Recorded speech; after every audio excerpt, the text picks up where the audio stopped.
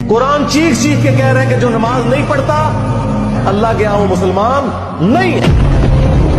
صحیح مسلم میں یہ حدیث لکھی ہے 246 کہ بندے کے کفر اور ایمان، شرک اور اسلام کے درمیان فرق کی نماز ہے. یہ حدیث مسلم میں ہی لکھی رہ گئی کہ ابن مسعود رضی اللہ تعالیٰ عنہ کہتے ہیں کہ جماعت کے ساتھ نماز پڑھنا یہ سنت خدا ہے، یہ تمہارے نبی کی وہ سنت ہے جو اللہ نے انہیں عطا کی. اگر اسے چھوڑ دو گے تو برباد ہو جاؤ گے.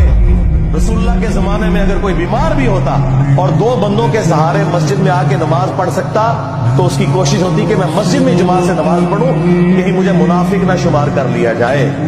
جماعت چھوڑنے پر رسول اللہ کے زمانے میں سمجھا جاتا تھا صلی اللہ علیہ وسلم کہ بندہ منافق ہے.